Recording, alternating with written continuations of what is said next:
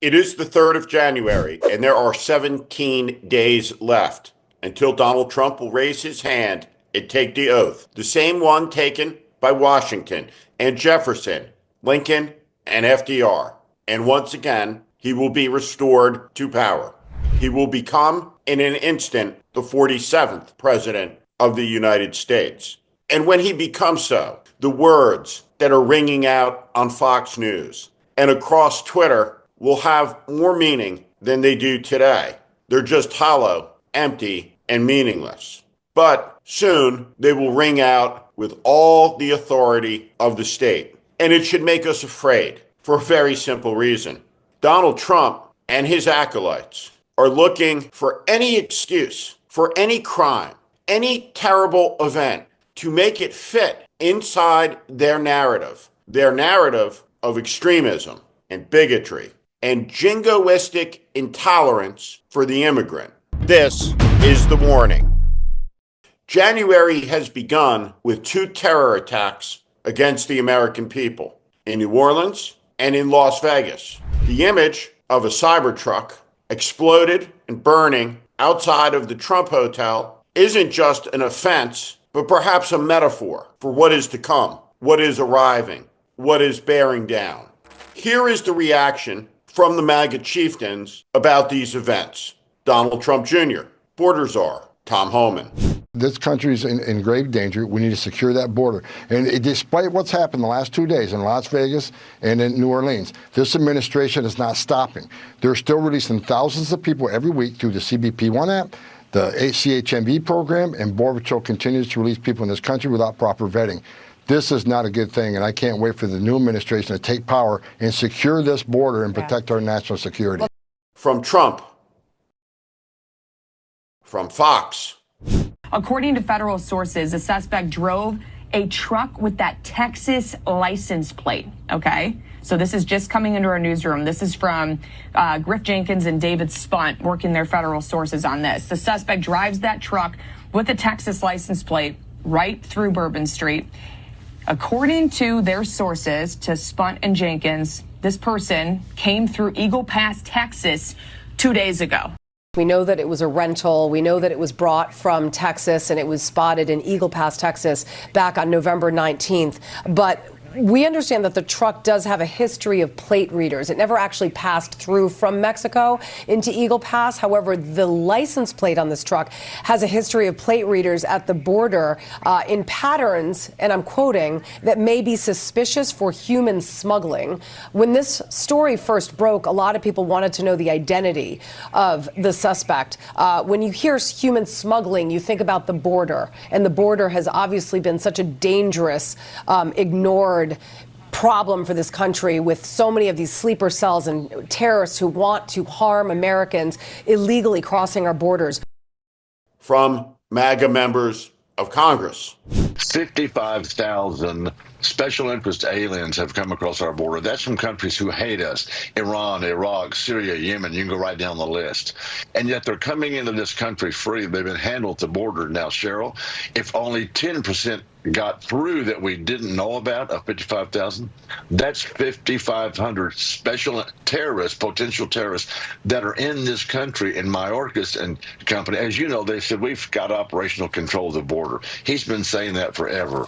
They're not doing their job, and Americans are paying the price for that. We need focus, and we need readiness, and we need clarity and priorities. The priority of the last 4 years has been DEI, if you will, not IEDs.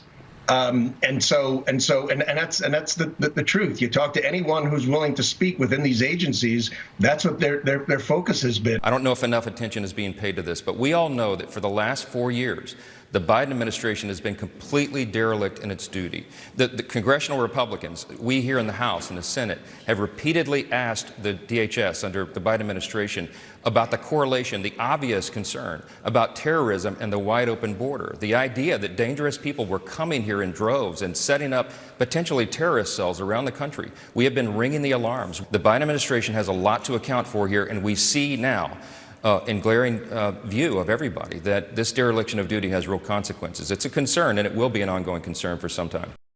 The only problem is the attack did not originate from outside of America's borders. No terrorist crossed the Great Wall of Trump at the Mexican boundary. Sources now tell Fox that that truck from Eagle Pass, Texas, did not cross 2 days ago. It crossed on November 16th, and the identification of the driver that crossed the border does not appear to be the shooter. In fact, these weren't foreigners. They were soldiers, American soldiers, decorated American soldiers. In fact, the terrorist who blew himself up outside the Trump Hotel was an active duty Green Beret, a member of the United States Army Special Warfare Community. We do have a problem, it seems. We have a radicalized soldier problem. The soldier in New Orleans has been discharged for a long while. The active duty Green Beret is a different matter, and a most serious matter. How many other soldiers, sailors, Marines, or airmen have been radicalized and are ticking time bombs? What happens if there is a terror attack of sufficient scale, homegrown or not, maybe something the size of Oklahoma City? What happens if Donald Trump reacts to it with some type of announcement suspending civil liberties, a deployment of the military into the country, using the attack to stoke fear, like he attempted to do with this one, only married to the power of the office he will soon have to take actions to accrue the power that he said and has teased that he intends to claim as a dictator on day one or maybe more. I have a simple rule when it comes to Donald Trump.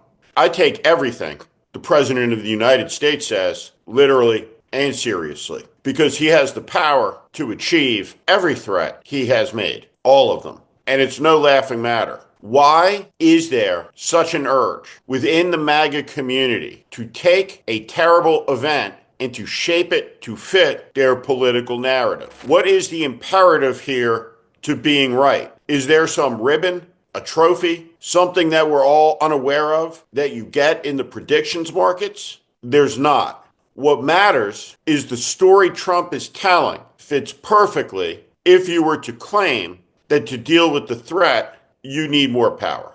That's what's at stake. That's what's coming. We live in an age of spectacular corruption, small c and big C. Look no further than OAN. What is this? Look at the face. Look at Matt Gaetz's face. A member of Congress sleeping with girls, doing drugs with them, and now he has a television show. It's tragic. It's indecent. It's Donald Trump. January 2025 has arrived. The Congress is convening. The chaos is here, and it will tighten every day over these next weeks as Donald Trump prepares to cross the Potomac and enter Washington, D.C. as president-elect with revenge and retribution on his mind and in his heart. America, get ready. This is The Warning. I'm Steve Schmidt. This is The Warning, and I invite you to subscribe on our Substack, on our YouTube channel. Follow us. Welcome to the community.